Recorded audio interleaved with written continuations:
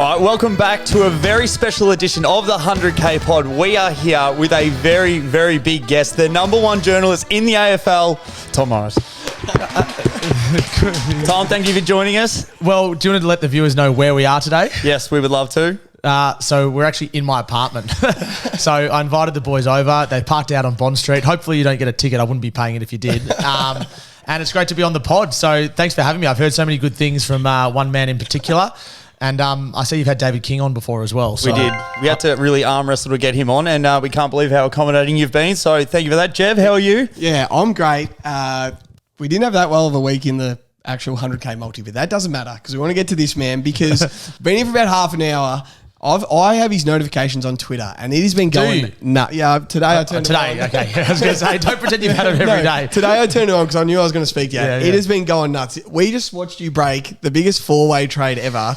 What is going on today? You say the biggest four-way trade ever. It is the most boring four-way trade ever. But it's a big one. So I think I did the numbers, didn't I? So it's 2 players, Paddy Dow, Nick Caulfield. Yep. 4 clubs, 6 future picks and 4 2023 picks. And it is mind-numbingly exciting. I'm all over this. And only footy nuffies are. But who do you go for? Swans. Who are you? Carlton. So you're Carlton. So you don't care unless you think, oh, what are we getting? Future 4th, future 3rd. Camperelli twins. Camperelli twins pick. next year. Yeah, future picks. So yeah, it was pretty stressful. But that's the trade period for you. Oh, it's so the other one, the Jack Ginnivan thing. Oh yeah. What has happened today? So it's about 6 o'clock Tuesday. Yeah. When does this go out? Probably tomorrow. Yeah, I could be made to look very silly, but that's okay. So as it sits right now, so I think Collingwood are trying to trade him, and I think he's open to being traded. That could be proven completely wrong tomorrow, but that's how I think it is at the moment. And that Hawthorn are interested in him, and that he's interested in the Hawks. He went for the Hawks. Yeah, he did. So he supported the Hawks as a kid. I think I saw I put a photo up of him and Sam Mitchell a few years ago. So he's got a year left on a deal. What happens is with this, you can't be sure at the moment because they need to broker a deal, Collingwood and Hawthorn. But when it reaches this stage and he's meeting with Hawthorn and the Pies are open to trading him and he's open to going, it rarely falls over at the last moment. So I would be surprised if he isn't at Hawthorn by, this time tomorrow or a little bit later. That's all the thing, because with Brockman out, Wingard injured, yes, they're probably going to need another small one. If he's wanted to go out, sure, that's they need it. They need it. And also, I think he's a nice player, Jack Ginnivan. He's probably too famous for how good a player he is. Yeah. It's a bit I say this with full respect, it's a bit like Bailey Smith. Bailey Smith is a good player. In 2021, he was a gun, but he's got the same sort of fame as Buddy Franklin and Dusty Martin. It's disproportionate. That's not their fault. That's just the media and the whole I guess the TikTok generation doing their thing. But Jack Ginnivan's a nice player, but his currency I don't think will ever be higher. Yeah. He's just played in a premiership. He ended up in Collingwood's team. He was in the 22, not just the 23. And he's contracted. So Collingwood might be thinking, you know what, if we're ever going to get something for him, now's the time. So I think it's probably smart business given they've brought in Schultz, they've got Bobby Hill, they've got Jamie Elliott. They don't need another person like that. So if they can get something for him, why not? 100%. Now, with the trade period finishing tomorrow at 5 p.m. 7:30 p.m. 7:30 p.m. Yeah, is there time. anything else that you can see that's going to come up? Is there any surprises? Anything that you're hearing this will come out obviously after, so it's all right. We won't get that out. Is there anything else? Well, everything I know, I think I've put out. Even the thing is, there's no surprises until the surprise happens. So I'm getting told every day that Cam Rayner is leaving Brisbane. And Jesus. Yeah, I'd want Cam Rayner to Carlton on a page. But as far as I can tell, that's not the case. So you get told all these different things, and then what happens is, so people were telling me last week, Jack Ginnivan's leaving Collingwood. He's going to go to Hawthorn. And then it comes true, and all these people are like, oh, look, I told you so. But there's another thousands of people that have told you, Dusty Martin's going to Port Adelaide. You can't just believe everything you hear, and occasionally some of it sticks. But no, I think the main deals tomorrow will be Sava Radigalia. He's going.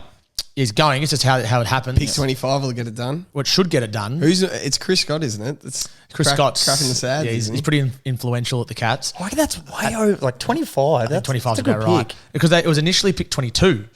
But in fairness, we can get into the nitty gritty if you want. But in fairness, if I'm Port Adelaide, I'm not getting pick 22 from Fremantle unless I know it's going to work for Geelong. So they've gone and got pick 22, good on them. They've done their work. But then they've got no guarantees from the Cats, and the Cats were like, no, we don't want that selection. That's unbelievable. So tomorrow's your biggest day. Like up early. You on SEN in the morning? Yeah, so I'm on SEN 6 a.m. tomorrow morning. Yep. I'll Gary Line. Thank you. Yeah. Trying to get blood out of his stomach. Yeah. Gaz, he's checked out. He's had enough now. I love Gaz. No, I don't have a bad word to say about Gaz. He's such a good man. So yeah, 6 a.m. I'm on tomorrow morning, so I'm going to be there at 5. Alarm goes for 4:15, and I'm not like you blokes. I'm not used to waking up early like that. Like when I worked at Fox, I'd wake up at sort of like 8, go to the gym, 8:30 to 9:30, have some breakfast, read the paper, sort of settle in front of the computer 11, maybe an hour and a half of work, like lunch after that, and then the afternoon you'd get going. So morning radio is certainly, and you got to be on. Yeah, you got to be on. Like you can't be sort of I can't be half asleep at 6 a.m. Gary probably can. He's not, but he could be if he wanted to be.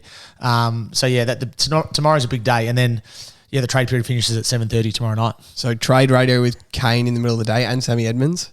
Yeah, so tomorrow's a bit different. Normally I would do SEN breakfast 6 to 9. Yep. And then do an SEN interview with Kane at 10. Yep. And we can talk about Kane. I'm a big Kane Corns man. Like I love him. And then I would do a interview with Dwayne Russell at between 12 and 12:30.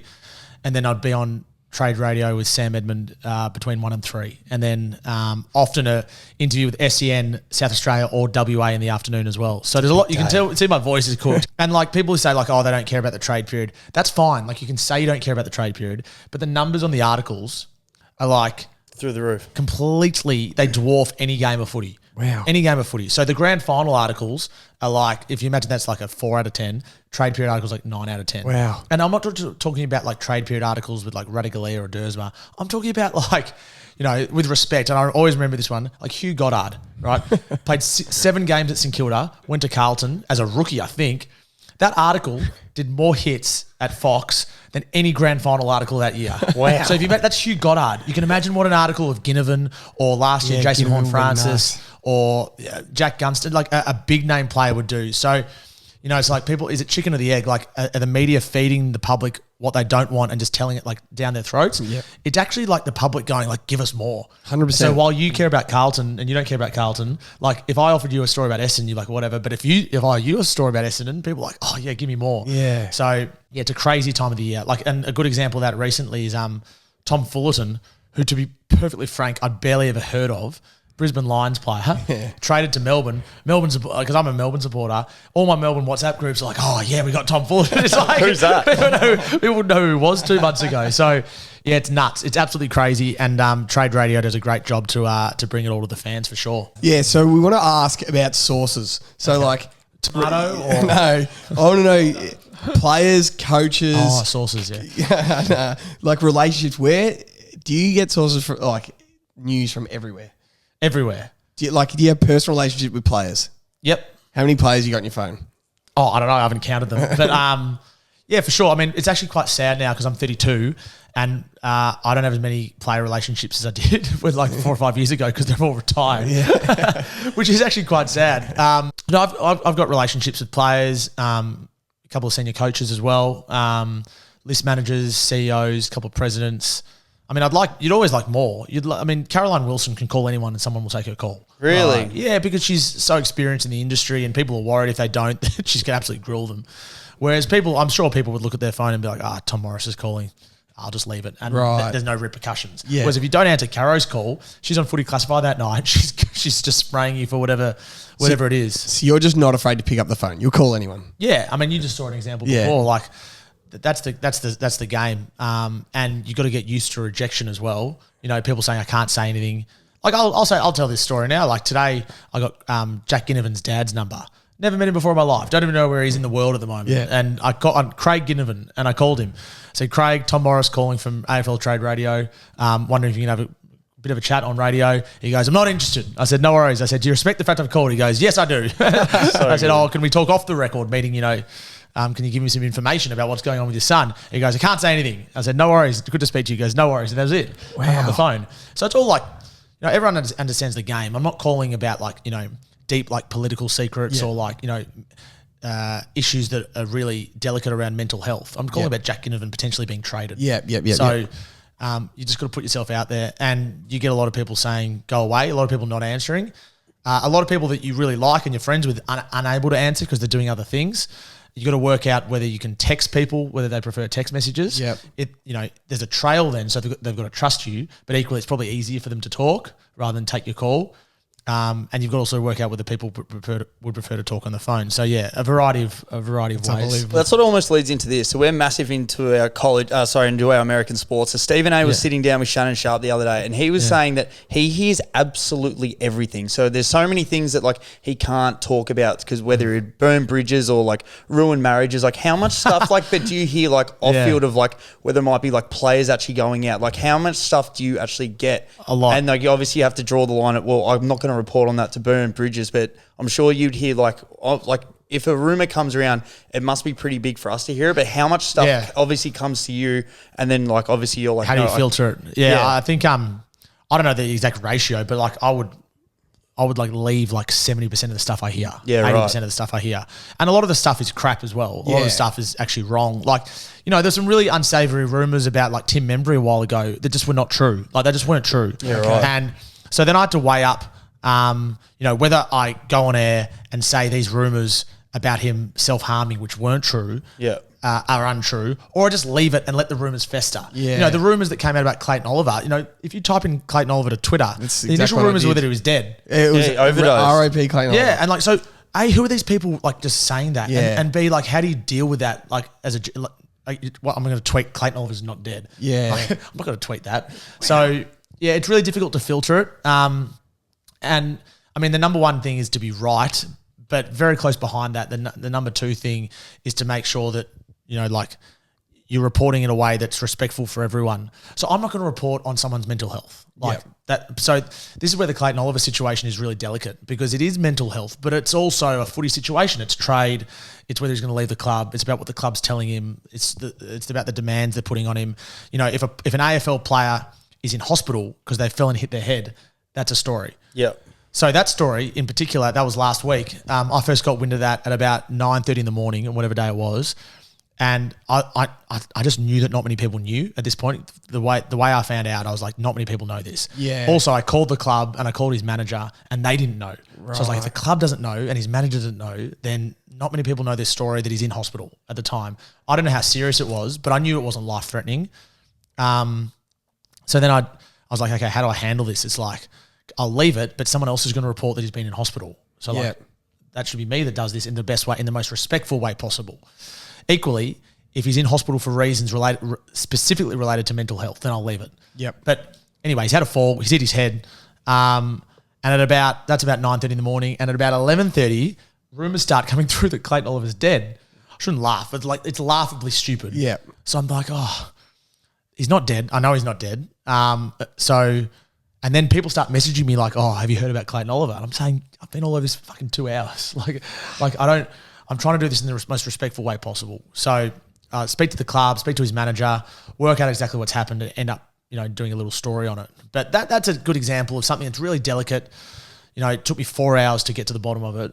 And in the end, the story was out. And, Melbourne and his manager were fine with it because they understood that I did it in a way that was accurate, respectful, and didn't try to overshoot, just dealt with what I knew. For example, I was about 80% sure that he spent the night in hospital, but I just said that he was there this morning because I wasn't 100% sure. As it turns out, he didn't spend the night in hospital. Yeah. He got there in the morning and left later in the morning. So I didn't want, you just got to write exactly what you know 100%. Yeah. And that's a good example of that. That day, I was refreshing Twitter to see what you were going to tweet so much. You didn't have me on notifications. No, I didn't have it that day because I saw the RIP. I'm like, there's no way he's dead. And then I saw you tweet saying, he's in hospital. The good news is okay. Whatever. Yeah. And then I was just so interested more of the story, but obviously it is whatever matter it is. Well, that's right. And then Melbourne released a statement and they say, please respect his privacy. And I'm like, no worries. I haven't spoken about it. I'm speaking about it now. I understand that. I understand the irony of that, but I'm not giving any new information. Yeah. Because from that moment forward, it's like, okay, this is now a Clayton Oliver issue with his family and his friends. But anytime a player is in hospital, clearly that's a story that can affect footy. It affects the club. Absolutely. But you're constantly weighing these things up, how do you report things? And there's other things that happen as well, the Luke Beveridge press conference last year. he accused me of impacting the mental health of his players. And all I did was report that Ryan Gardner was dropped from the grand final team after Ryan Gardner knew. So it's not like I told him. Yep. And that Lockie Hunter was dropped, which is accurate until he came back in. So, like, Luke Beveridge's, and I actually don't have an issue with Luke Beveridge. He's just defending his players. But his sort of accusation that I am somehow, impacting the mental health of players by just reporting a selection story was just grossly unfair on the rest of the industry, I think. Yeah. Don't just throw mental health around for the sake of it, which I thought he did on that occasion. But, it's a delicate balance all the time. That is so crazy compared to what we do for a job. That is so crazy. Oh, God. You're constantly weighing it up. No, I want to ask questions about bad trades and the worst trade proposals you've ever heard. And, do you get stuff come across? My desk, which is right there. And you are just like, this has got to be a joke. Like, who are some clubs that are notorious, horrible for you? Or was there a shocker this year? Essendon, Orazio Fantasia wanted to go from Essendon to Port. Oh, that's right. And Essendon were asking for players in return. And I think that this is 3 years ago, remember? So I think they asked for one of Ollie Wines, Charlie Dixon. Or Zach Butters, or a young Zach Butters. Who else? Travis Boak. I remember thinking to myself, that list of players is a complete waste of time. Even last week, I think North Melbourne, I think Cal Toomey reported that North Melbourne offered a deal for pick one, wasn't it? Pick one. Bag of chips. And it was 15, 20. 16, 18. I'm like, they may as well offer a bag of Pringles. There's no way West Coast even going to look sideways at that. So, there's always manoeuvring, and there's always clubs who try to start a long way back, and then meet halfway. Yeah. There's other clubs like Collingwood and Sydney who just get the trades done. Yeah. So, you like to think that you'd be Collingwood and Sydney, but, Essendon push a hard bargain, Port Adelaide push a hard bargain. Who else? Hawthorn at the moment are pushing a very hard bargain as well. And they're also fighting battles on lots of fronts. They're trying to allow Kaczynski to get to Richmond. They're trying to bring Jack Gunston in. They're trying to bring Chol in. They bring Ginnivan in. Now Jack Ginnivan as well. So, it's difficult and they've got, 24 hours to do all these deals. So if I was them, I'd just cut your losses with one, do the deal and move on, Now, obviously, we've had a really big year this year. Now, you've had the Damien Hardwick story. You said that pretty much fell into your lap. When was the point where you're like, nah, this is confirmed. I can actually go forward with this story? I'm sitting right here, right where you are. So you're in a famous seat. I was sitting here watching the TV and I'd been chasing it. It fell into my lap. I chased it, but I've chased lots of stories harder than that and got nowhere. So you do. But Jared Healy explained it well to me. He said finding stories is it's like gut running in footy. It's you just run and run and run. Some days you get 30 and 2 and other days you get 18. And over the course of a season, it will all even out. Yeah. So I've chased stories hard before and got nowhere. I honestly missed so many. I missed one last week with Jack Gunston. I had the Jack Gunston story, wanted to go back to Hawthorn. I just waited a bit long in the morning and then Damien Barrett broke it. So I missed the story. I was honestly kicking myself all weekend, killing myself because I didn't nail it. Even now you can see I'm frustrated by it. But yeah, the Damien Hardwick story was, I got lucky. I sort of got wind of it 2 or 3 weeks earlier. That afternoon, I was driving along Alexandra Avenue and got a call from someone saying, I think it might be on. Then I just went to town. I called Damien Hardwick myself. No answer. Fine. Oh, right. I was going to say, if that's the way that you got the story, that's unbelievable. You always try to go straight to the source and give them an opportunity if you can. And that's fine. I don't know him, so there's no relationship there where he can speak to me. But occasionally you get someone pick up and go, oh, yeah, g'day, Tom. Oh, you didn't hear from me, but yeah, this is happening. And you're like, okay. But that wasn't one of those occasions. So, yeah, it was about, 7 or 6 o'clock at night. I'd actually written it at about 4 p.m. in case it was true so that if I got it, I could just put it straight out. Yeah. That's exactly how it works. So at about 6 o'clock, I got 100%. And as I was on loudspeaker here, and as I got confirmation from the person that told me, I sent a message to the person at SEN saying, publish now. And I think there's only 1 or 2 people that knew. And then it went, and then my phone just started blowing up. People were awesome. What is going on? And I was like, and my wife was in Perth for work. So I was just here by myself, just a nervous wreck. I knew it was true, but you still get nervous. Yeah, sure. Oh, you're like, oh my God, this is crazy stuff. So just for average punters like us, don't be so harsh on yourself. You're more than average punter. You got a podcast. No, but for weeks. A vodcast. For weeks leading up to that, it was just the media was denying it. No, Damien Hardwick's going nowhere. No, he's fine, all this. But as you're saying, you knew it 2-3 weeks before. I knew something was happening 2 or 3 weeks before. I thought 2 or 3 weeks before, someone said to me, look at this. He's going to coach the Gold Coast Suns next year. And I was like, Stuart Hughes, the coach of the Gold Coast Suns, he's contracted, and Damien Hardwick's the coach of Richmond. Yeah. Like, that is so far-fetched. But it got me thinking, like, okay, I wonder if his time's up at Richmond. And I watched his last couple of press conferences, and they were different. They were different press conferences. Like, he was far more relaxed. Like, they lost by a point on Dreamtime at the G to Essendon. They just lost. Yep.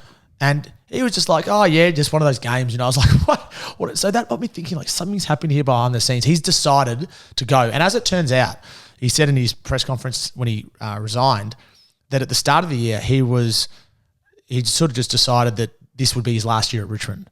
So all he did mid-year was just bring it forward. Yeah. That's all he did. So, yeah, that's the Damien Hardwick story. Crazy stuff. Is it time for now? Because you pretty much touched on one of the other things that I was going to ask. Like, have you ever had someone else break your story? But is it time, do you feel, for it to start for the AFL to have in-season trading, like maybe up until the halfway period like they do with the NFL? Do you reckon it's time for the AFL to bring that in? Because the amount of, as you said, like even though this time of the year, how stories are going nuts. Can you imagine halfway through the year if Carlton lose Wiedering and then we go all in on Darcy Moore just to bring him in for the back end of the year? Like, do you think the AFL's ready for that? Imagine that. Imagine Carlton bringing in Darcy Moore halfway through the year. It'd be crazy. It's like, oh, sorry, Jake, you can start on the bench, Jacob. Yeah, I'd love mid-season trading. I think it'd be great. There'd have to be some parameters around it to make sure that you're not shipping someone who's on, like 180K with 2 young kids across the country for 6 months. In the middle of the year. Yeah, if you're going to bring someone in, then you've got to give them, I don't know, like a 2-year deal. Yeah, okay. You pick up the rest of their contract the rest of the year. Yeah, but even then it's like, years. Imagine like you say 180K, yeah, good money, but it's like to move across the country with 2 young kids, it's like it's actually not that good of money from Perth to Sydney and no career certainty beyond that year.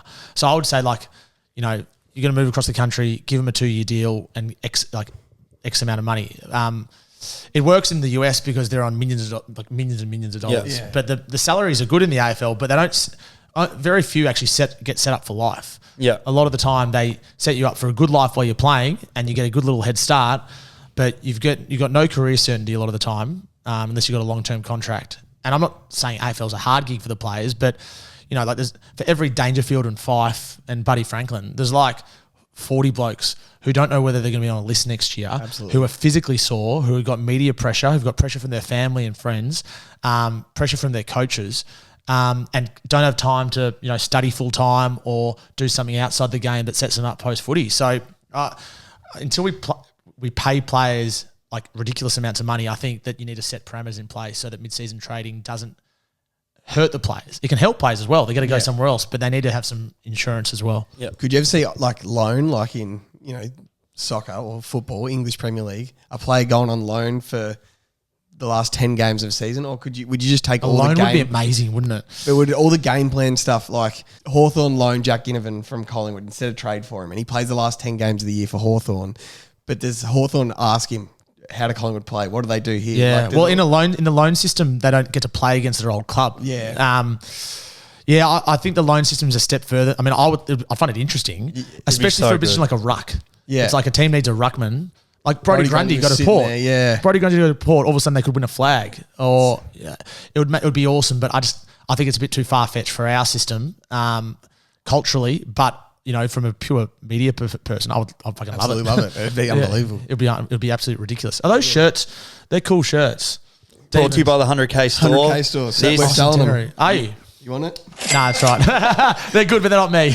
Yeah. So, is there a story you're glad you didn't go with? Like, or like you, as you were saying, you've got 100 stories. You might only go with 20, and there's 80 you've got sitting there. Is there some like you were ready to go with, and you made the call at the last second? You're like, oh, I'm glad. Because maybe it was wrong, or as you said, you don't go into the mental health space, which I rate. So you'd hear stories all the time. Yeah, the mental health space is so broad though. It's like you could argue anything impacts a player's mental health. Yeah. So it's a really delicate one all the time. I got told something. Nothing to do with mental health. I got told something. This person was like categorically like take it to the bank. I'll just give you one recently actually. Take it to the bank. Carlton are into Jack Billings. 100%. Yuck. And I was like, really? Like this guy's like, I'm not shitting you, Tom. Like they want him. He wants to go there. It's going to get done. And I was like, oh, this is like yesterday. I was like, wow. Because when when I say 100%, like there's no backing down from 100%. Like that means it's certain. Like I'm 100% that I'm sitting on a couch with you guys. Like I'm about 90% sure it's about 16 degrees outside. It could be 17 or 18. Like I'm not. So being able to evaluate your certainty is really important. So the best sources I have are the ones that go, look into this, it's a 6 out of 10. Or look into this, it's a 9 out of 10. And you're like, oh, okay, it's actually on. Okay. So, this person said it's 100%. And I was like, don't go throwing around 100% if it's not 100%. He's like, oh, nah, it's 100%. So anyway, made a couple of calls. It's just not true.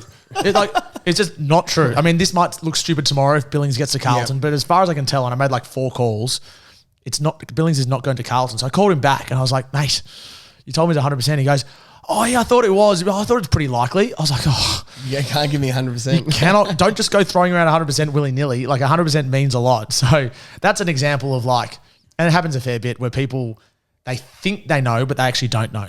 And it happens all the time with trades. It happens all the time with the Clayton Oliver stuff, the Tim Membry stuff. Like people think they know because they've been told 100% from someone else. But you got to work out, like if you tell me something 100%, who have you heard from? Oh, my mate said 100%. But how's he heard? Yeah. And the most dangerous situation is where it's an information loop. So the initial person that knows says something might be happening. The next person says something's probably happening. The next person says something is happening. And it gets back to the initial person. They're like, no, I just said it might be happening. So that information loop is dangerous. So you got to work out where stories come from and how they eventuate. Now, we know that you're massive into your cricket. I love cricket. We want to know, what are your best figures and what's your highest score? It's a good question. I've actually do I have some memorabilia around here? Best figures are 6 for 8, including a hat-trick.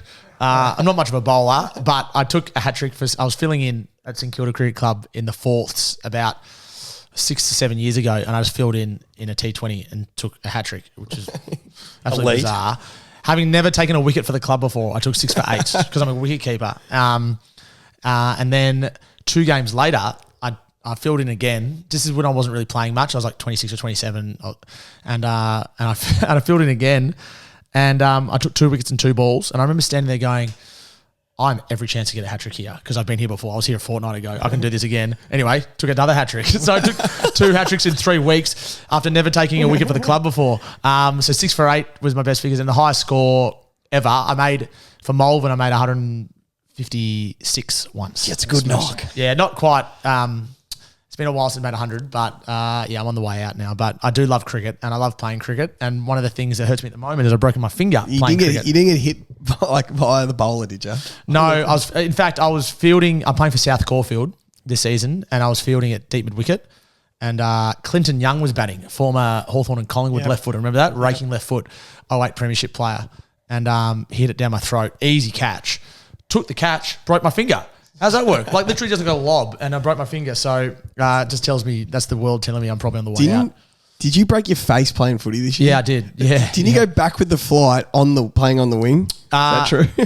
It's almost true. I played a game for Old Melburnians against Old Haileybury in the twos, and I was playing well. We were 10 goals up halfway through the second quarter. I was on the wing, very outside. Like I was not interested in the hard stuff. It was a sunny day. Like I was thoroughly enjoying the game. You know, like I was avoiding all aerial contests.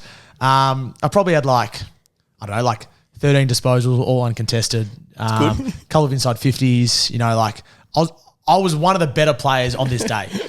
This is great. And what happens is when you start to become like, I don't play that often anymore. When you start to play well, you start to think, I wouldn't want a goal here. And when you're on the wing, you sniff a goal. So obviously the ball was in the pocket and it came back in the centre. I ran to get it. And I had avoided all these contests, but I didn't, when you don't play much footy anymore, and I used to play all the time, but you don't have that awareness. I didn't have any spatial awareness. And I was just under the ball. Back with the flight's a bit too far. I was just under the ball. I was just sitting duck. And I got absolutely cleaned up. Bloke's hip got me in the cheekbone. And then I fell face first in the grass and broke my nose and my other cheekbone. Broke this finger, bruised ribs. Crunch. I got absolutely... People said it was like Jordan Lewis and Jared Harbrow, circa 2010. I got concussed. That's the biggest hit of all time. Like the physio came out and I do remember the incident. I don't remember the initial period afterwards, but like... I remember the physio came out and he looked at me and he's like, oh, I think you've broken your nose. And I was like, I've done more than break my nose here. Like I felt like someone had stabbed me in the forehead. Like my facial fracture. Oh my God. I started throwing up. And anyway, I'm walking off and I'm walking to the car. I'm bleeding and like my hands over my dad and Bridget, my wife, and I'm feeling so sorry for myself. I've still my footy gear on, but my runner, just like that shocking feeling, like what am I doing with my life? I can't work tomorrow because it's a Saturday. I can't work on the Sunday. And standing on the hill 10 metres away from me as I walk to the car, just looking at me like I'm an absolute idiot, is Max King. I just looked at him. I was like, oh, God, this is so embarrassing. Anyway, the next thing I know is I go to hospital and the Herald Sun wrote an article saying I got cleaned up, and then I'm getting all these messages from people saying they think I've been like king hit. Been bashed. And it was an accident. Like the guy didn't mean to collect me the way he did. So yeah, that is categorically the end of my footy career. I'm 32. Like, what am I doing? I love that. It's just not worth it. It's not worth the pain. But you do lose that spatial awareness. Anyway. So the reason we started the 100K pod, we try and turn $10 to 100K on a multi every week. And we make $10 to 100K. Yeah, have you done it yet? 10,000. No, we haven't done it. Take a cut. We've come close. We can't do it yet, but we've expanded a bit more. But we know you're a cricket fan. You're watching the World Cup. I am. We need the tip. Who's winning the World Cup? Oh, well, I'm obvious though. I'm India, so I'm not going to give you any like left field tip. I think India are ridiculous in those conditions. It's not Australia. I know we beat Sri Lanka last night. I quite like South Africa, but they lack depth. Pakistan are temperamental, so I wouldn't punt on Pakistan. But who knows? They could go deep. I don't think it's going to be England. England lost to Afghanistan. I saw that. Yeah, in these conditions, you just can't go back. I mean, India won there in 2011. So that's not, I mean, if you want to win 100K putting money on India, you probably got to put on about 75K. Yeah. So it's not going to win you that much. Now, the biggest talk of the draft that's coming up, where do you see Harley Reid going with the number one pick? West Coast? Because I never thought West Coast were actually going to take him.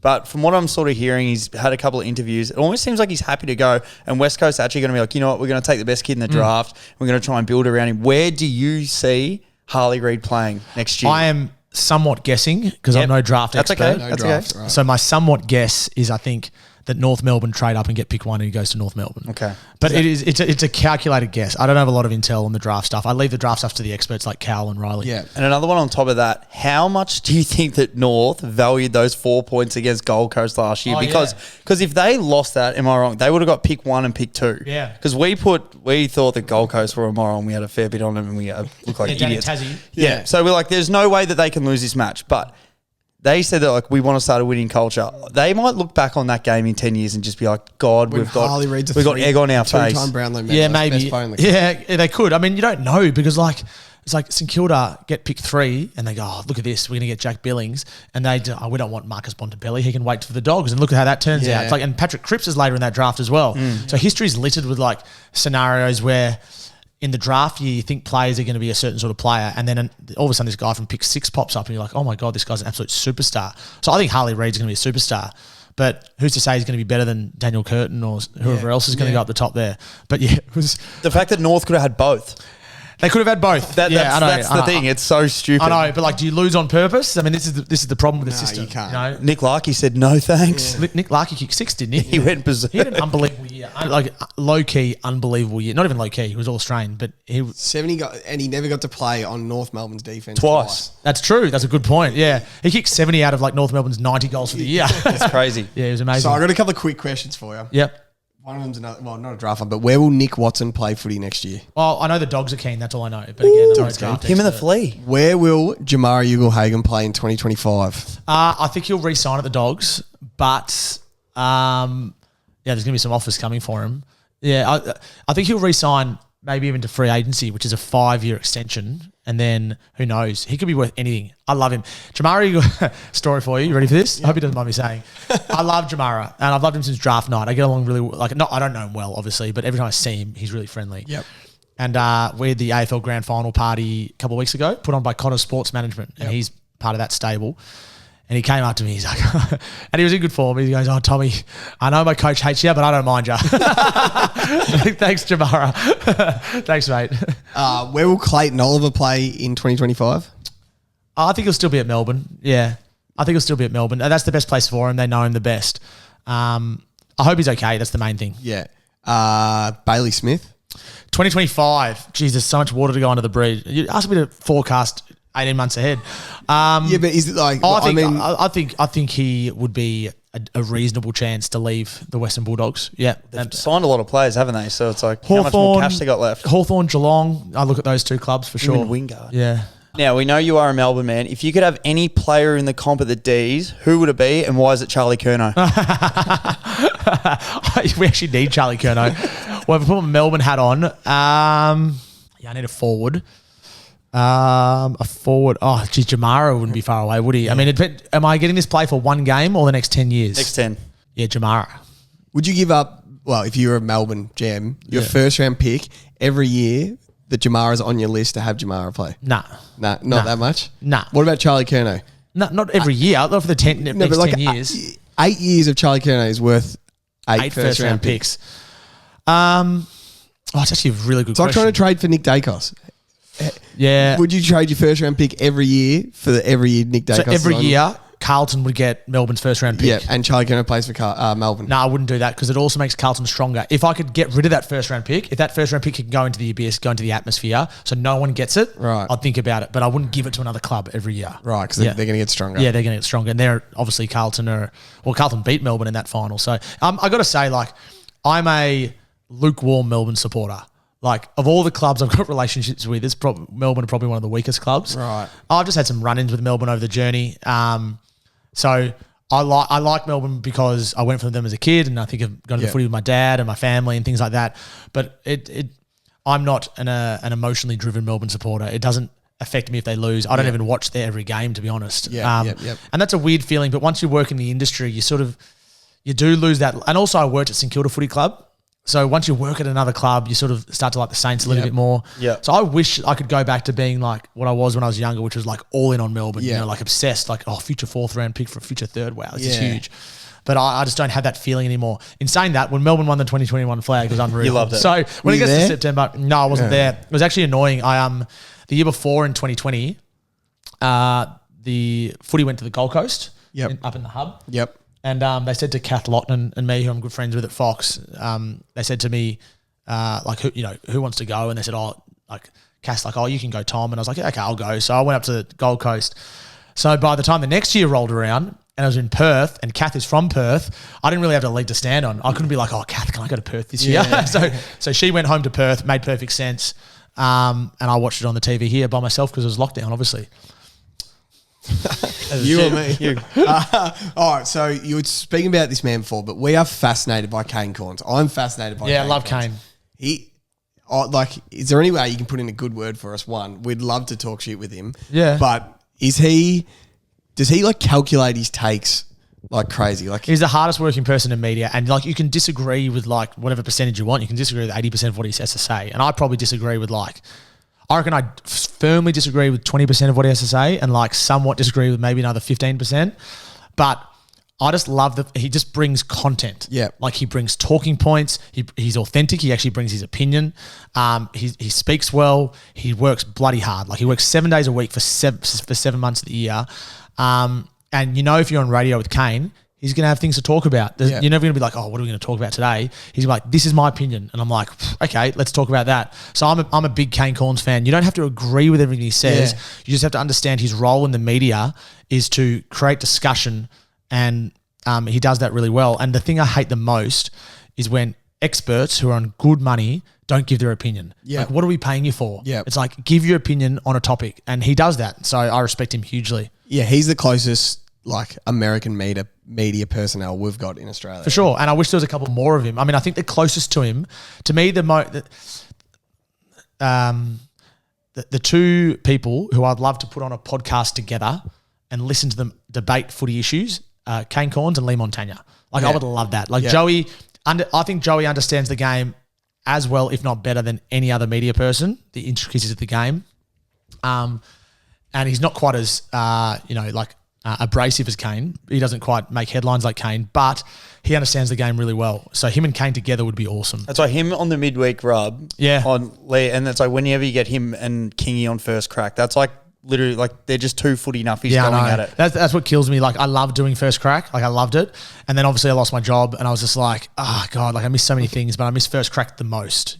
First crack because we built that show. I was part of that with Kingy and Joey, and it was just the highlight of my week every Sunday night at 10:30 talking about footy for an hour. And they break down tape and everything. Oh yeah, the vision. But Fireball Friday, King and Kane is the best podcast Proper footy. in Australia, I reckon, every week. I don't listen to it live 6 to 9. I wait till the podcast comes out and I listen. And it is the best by a mile because they do clash. They clash. They disagree with each other. And the next segment, they leave it behind. They move on. They move on. Well, Kingy's not far behind. I mean, Kingy, Joey, and Kane would be an amazing show. 100%. Kingy is like the I know Monday he's a friend of your show. The Monday means test is the second best mean. Yeah. It is. Kingy is got the best takes in footy, I reckon. And then Kane. Well, Kingy works so hard. I mean, I'm not going to name names, but I've worked with former AFL players who are superstar players, and they'd turn up to work with a blank sheet of paper. I can imagine. imagine. What are we talking about today? Nathan Brown. No, I'm not naming names. I've actually never worked with him. But Kingy and Joey and Kane, they sit there and they watch the game and they make notes and then they go and research it. They back it up with stats. They talk to other people, analysts in the game. And I think they're fantastic. And, if you're an AFL player looking to get into the media and you've got a reasonable football resume, you don't have to be a superstar, but you've got a reasonable football resume, then just model yourself on those three, I reckon. Because they're the ones who work hard and they bring the fresh opinions. Last one from me. Do you think Tassie's actually going to get up off the ground? Oof. How much is it going to hurt the league, whether it's going to dilute because they're going to have way more players coming into it? And if you were the head GM from there and you could select any 2 players from the AFL, who are you taking? And why is it Charlie Curnow? Who did Kingy say? Past president. He said Ben Cousins and Charlie Curnow. What? So he could be any player in history? He said Ben Cousins. He was just an absolute freak. Well, in history, I'd go like Gary Ablett Senior, probably. Or John Coleman, or I don't know, Hayden Bunton Jr. or something 1930s, 3 Brownlows.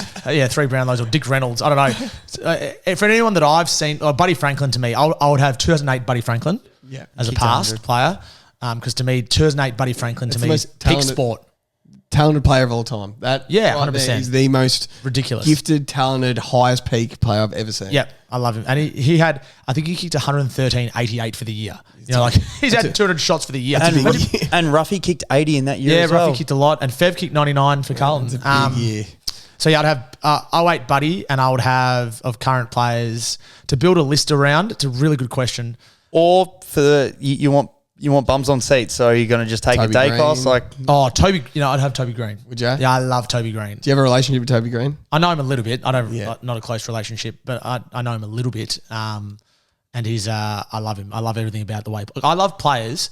It flies in the face of what I'm saying about Buddy, but I love players that are good, not because they're tall or quick or like athletic, just because they're good. Yeah. Like Toby Green is just good because he's a gun. He's a footballer. Like Tom Liberatore is good because he's just a gun. He's just a good player. I really like those sort of footballers. Well, we say Toby Green is the most valuable player in the AFL.